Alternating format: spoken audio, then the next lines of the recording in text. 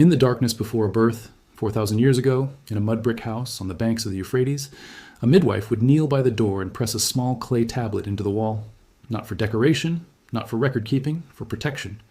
Because somewhere out in the black hours of the night, something was already listening for the sound of a woman in labor, something with the head of a lion, the teeth of a wild dog, the ears of a donkey, and fingers ending not in nails but in talons.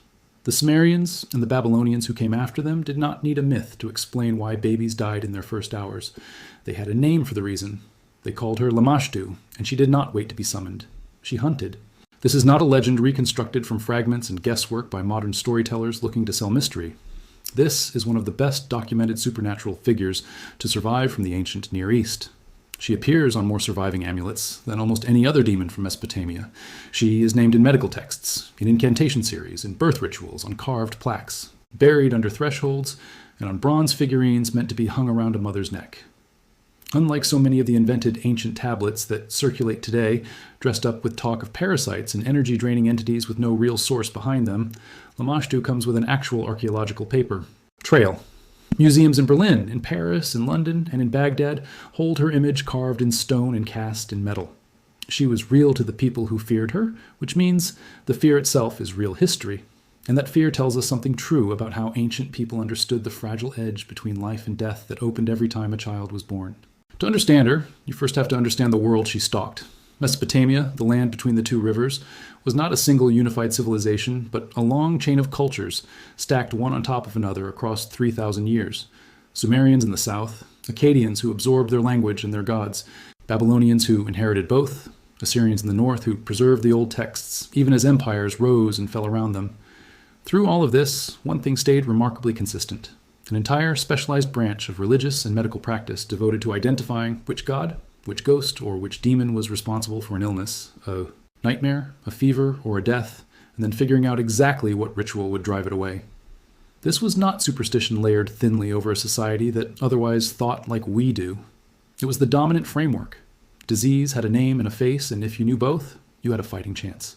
Birth was the single most dangerous event in the ordinary life of an ancient Mesopotamian family, more dangerous than war for most women, more dangerous than famine for most infants. Maternal death was common. Infant death in the first days of life was common. There was no germ theory, no understanding of infection, no concept of a birth defect as a biological accident.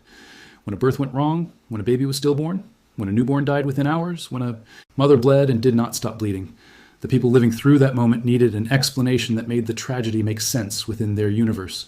Lamashtu was that explanation. She was not an abstract concept of misfortune. She was a specific, describable, huntable entity, and an enormous amount of ritual energy in ancient Mesopotamian households was spent trying to keep her out. The texts describe her with remarkable physical consistency across centuries and across different cities, which is itself striking because it tells us this wasn't one poet's invention, but a shared cultural image, repeated and copied because everyone recognized it. She is the daughter of the sky god Anu, though unlike most divine children, she is explicitly described as a rogue, a demon acting against the will of the gods rather than as their agent. This distinguishes her from many other Mesopotamian demons who were dispatched by the gods to punish specific sins.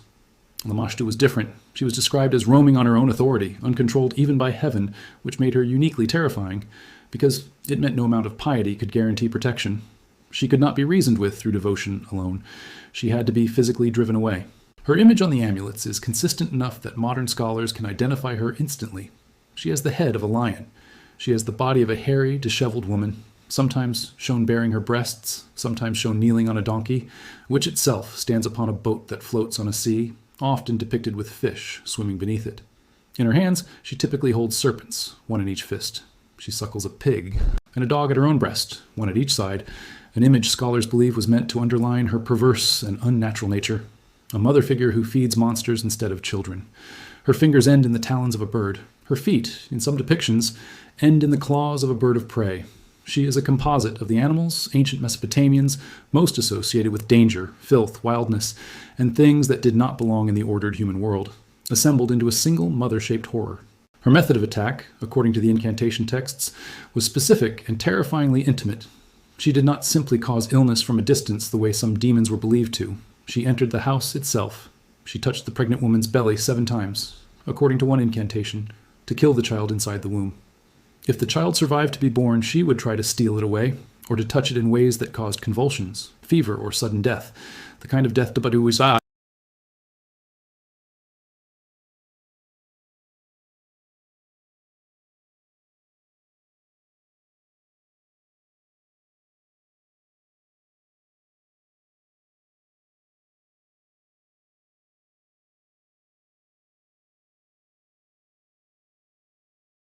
One incantation, translated by generations of Assyriologists working from cuneiform tablets recovered at sites like Nineveh, Nippur, and Babylon, has her boasting in her own voice, describing herself moving through a house, table of foulness, the one who deceives young children. The specific wording, precise as it is fascinating, has been rendered by scholars into modern language across many published translations. And, rather than lean on any single translator's exact phrasing here, it's enough to say she is described in the first person as gliding through the rooms of the house at night, searching for a child to touch, describing her own hunger for infants the way a predator might describe searching for prey. Reading these lines even now, filtered through translation and thousands of years of distance, there is something deeply unsettling about a demon given her own voice, allowed to describe her own violence directly, rather than only being described from the outside by the people afraid of her. Because she was so feared, an entire industry of protection grew up around her. This is where the archaeology becomes especially rich, because unlike a myth that exists only in a handful of copied texts, Lamashtu protection was a mass practice. Amulets bearing her image, ironically, were the primary defense against her. The logic of Mesopotamian apotropaic magic often worked this way, where depicting the thing you feared was itself a way of controlling it, trapping its image in a form you could hang around your neck, bury under your doorway, or place beside a sleeping infant. Dozens of these amulets survive today in museum collections. They are usually made of bronze, sometimes of stone, pierced so they could be worn on a cord, showing her full monstrous form on one side, and often showing a different figure on the reverse, the god Pazuzu. Pazuzu is likely the single most recognizable Mesopotamian demon in modern popular culture, largely because his image was borrowed for a horror film in the 20th century, but his original role in Mesopotamian religion had almost nothing to do with the character he became in that film. Pazuzu was the king of the wind demons, associated with the harsh, disease-carrying winds that blew in from the desert, and he was terrifying in his own right, with the head of a lion or dog, the body of a man, wings, talons, and a scorpion's tail. But crucially, Pazuzu was also invoked as Lamashtu's rival and enemy. Ancient Mesopotamians believed that if you could not defeat one horror directly, you could sometimes turn a second horror against it. Pazuzu, despite being dangerous himself, was believed to have both the power and the willingness to drive Lamashtu away from a household, especially away from a pregnant woman or a newborn child. This is why so many surviving amulets show Lamashtu on one face and Pazuzu on the other, a kind of supernatural insurance policy worn against the chest of a mother or hung above a birthing bed, trusting one monster to guard against another. Beyond amulets, there were rituals, and these rituals are recorded in surprisingly precise detail on cuneiform tablets belonging to a genre scholars now refer to broadly as the Lamashtu series. Incantations and ritual instructions specifically devoted to identifying her presence and expelling her. A ritual expert, someone functioning in a role, something like a combination of priest, exorcist, and physician, would be called to a household where a birth was approaching or where a child had fallen inexplicably ill. The instructions describe drawing images of Lamashtu on clay, sometimes binding a small clay figure of her with cord, reciting specific incantations over it, and then disposing of the figure in a way meant to symbolically send her away from the house, sometimes by burying it at a crossroads, sometimes by casting it into a river, always with the underlying logic that expelling her image expelled her presence. Specific plants, specific knots tied in specific patterns, specific numbers of repetitions in a spoken formula, all of it mattered. Mesopotamian ritual practice was exact and technical in a way that mirrors how seriously medicine is practiced today, precise dosages and precise procedures, except the target being treated was not a virus or a bacterium, but a named supernatural aggressor. A garlic clove might be tied into a cord and hung at a doorway. A knot might be tied 7 times. While a specific line was spoken aloud, the number 7 recurring constantly throughout Mesopotamian magical practice as a number of completeness and power. Iron, in later periods, was believed to have properties that repelled certain demons, and small iron objects show up in some ritual contexts related to childbirth protection. None of this was considered separate from medicine. It was medicine, as understood by people doing their absolute best to keep mothers and children alive with the tools and the knowledge available to them. What makes Lamashtu especially interesting from a historical perspective, rather than simply a spooky footnote, is how she illuminates the actual lived anxieties of ordinary Mesopotamian families. anxieties that were universal, timeless, and completely understandable to any parent today. The fear of losing a child in birth, the fear of a healthy pregnancy suddenly and inexplicably ending badly, the fear of an infant simply stopping breathing in the night for no visible reason. These are not ancient superstitions disconnected from real human experience. These are the exact fears that still keep modern parents awake, except modern parents have obstetricians, neonatal monitoring, vaccines, and centuries of accumulated medical knowledge standing between them and the worst outcomes. Ancient Mesopotamian families had incantations, amulets, and pazuzu. The demon was a name attached to a fear that is, in its emotional core, exactly the same fear that exists in every delivery room on Earth today. Naming an unbearable danger seems to be one of the oldest instincts human beings have, because an unnamed threat cannot be fought. But a threat with a face, a personality, and a known method of attack can at least be resisted, even if the resistance is symbolic rather than biologically effective. There is also something worth noting in how Lamashtu differs from her male counterpart demons in the Mesopotamian pantheon of malevolent beings. Most demons associated with disease and misfortune in Mesopotamian religion, figures like the fever demon or the plague god Era, were understood as instruments carrying out divine will, punishing specific human failures, such as broken oaths or neglected rituals. Lamashtu was explicitly different. The texts are clear that she acts against the will of the gods, that Anu himself is described as displeased by her behavior, and that she is eventually driven from heaven for her actions among mortals. This detail matters because it means Lamashtu represented something closer to pure, unearned, undeserved catastrophe. She was not a punishment for wrongdoing. She was a random horror that could strike the innocent and the pious exactly as easily as anyone else, which is arguably an even more frightening category of danger than divine punishment because it cannot be prevented through good behavior. This may be the single most psychologically honest element of the entire myth. Infant death and miscarriage do not check whether a mother has been virtuous. They simply happen. Lamashtu, unlike so many other supernatural explanations for suffering across world religions, was Mesopotamia's honest acknowledgement that some tragedies fall on people who did nothing to deserve them. Her name and her legend did not disappear quickly. Unlike many minor Mesopotamian demons who are known only from a single tablet or a single city's local tradition, Lamashtu appears consistently across roughly 2,000 years of textual and archaeological record, from early Sumerian material through Akkadian, Babylonian, and Assyrian sources, right up through the first millennium BC. Some scholars have even traced possible echoes of her figure into later Near Eastern folklore, including certain later Jewish and broader regional traditions about female night demons believed to threaten infants and mothers, traditions that emerged in the same geographic region centuries after cuneiform writing itself had died out. Whether these later folkloric figures are a direct inheritance from Lamashtu specifically, or simply a separate expression of the same universal human fear taking on a similar shape independently, is something scholars still debate. And honest history has to admit that direct lines of influence over such a long span of time are difficult to prove conclusively. But the thematic overlap, a female or feminine demonic figure specifically targeting the vulnerable moment of birth, is difficult to ignore.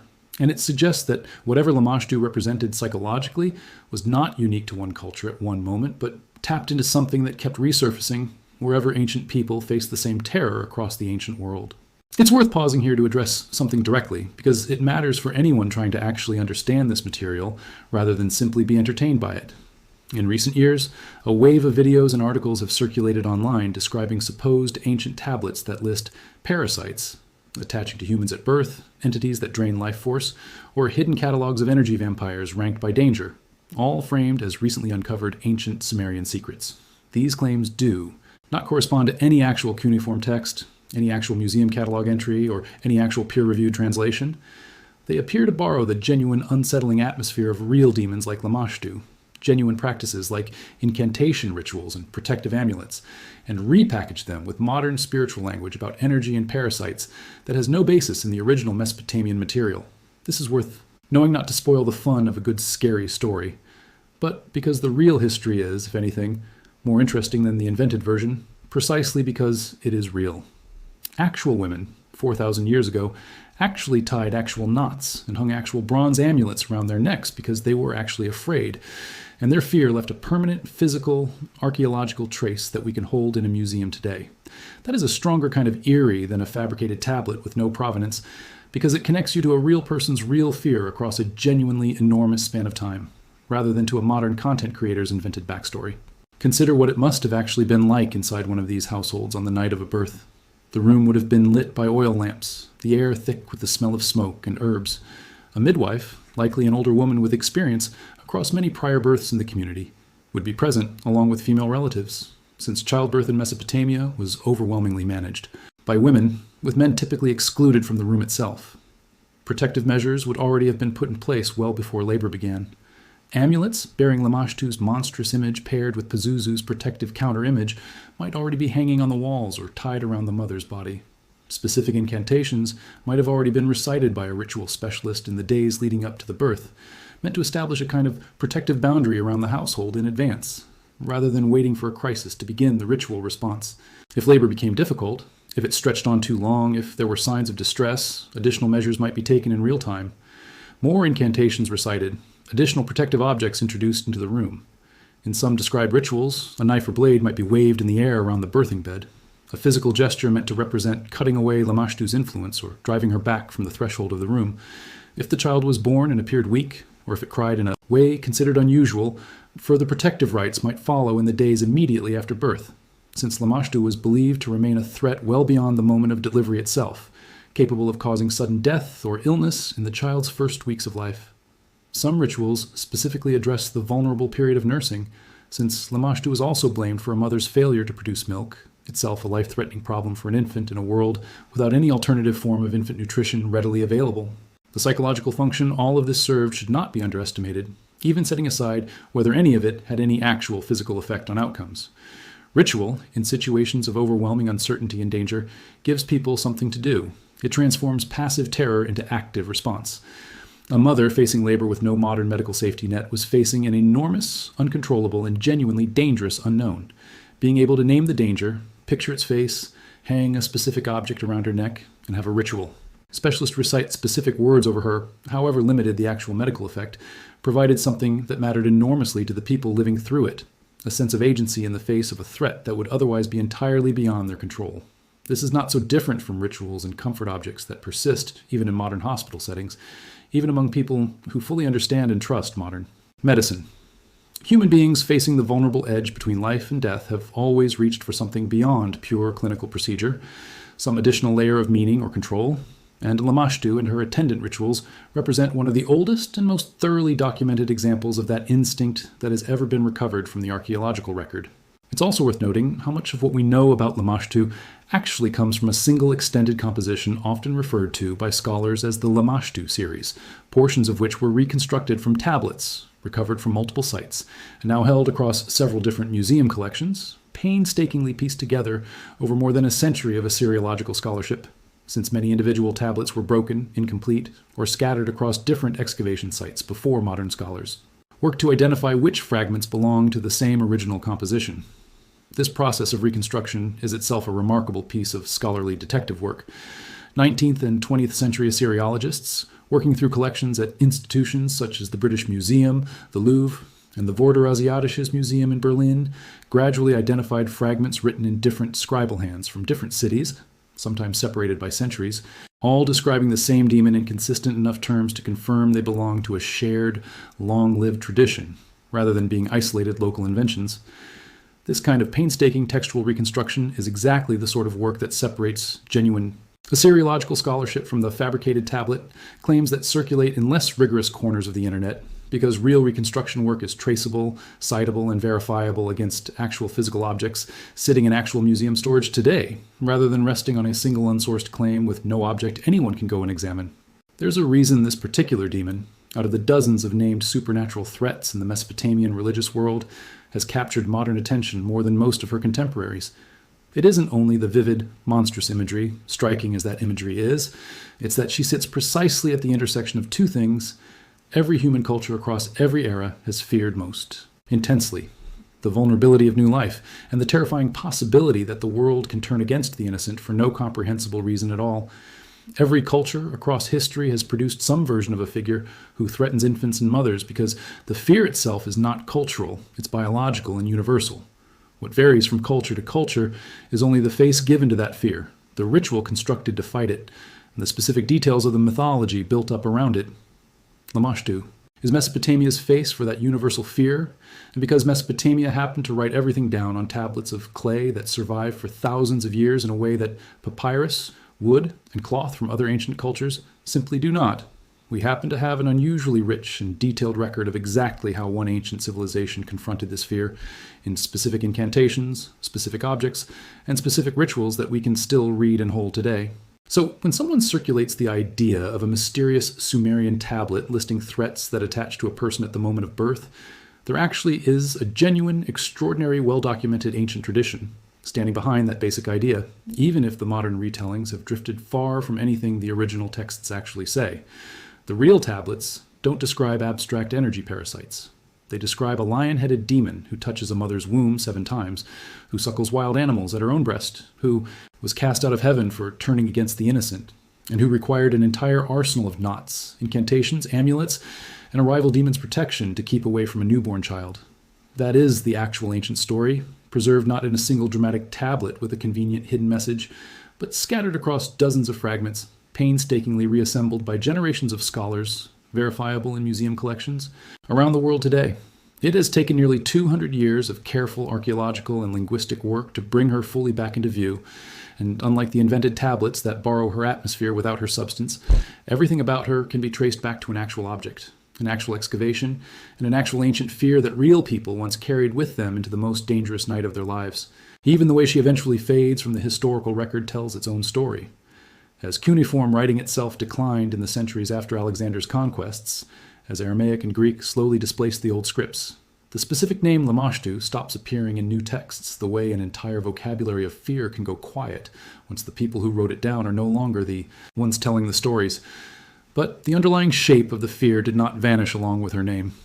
Across the wider region, folklore about female demons who threaten infants and mothers in the night continued to surface in different cultures for centuries afterward, sometimes with strikingly similar details. A creature blamed for miscarriage, for kribu, death, for a mother's failing milk, warded off with amulets, with knots, with specific words spoken at specific times. Whether these later figures inherited anything directly from Lamashtu, or simply arose again independently from the same unbearable human experience, is a question that may never be fully settled, since so many centuries and so many vanished intermediate texts separate one tradition from the next.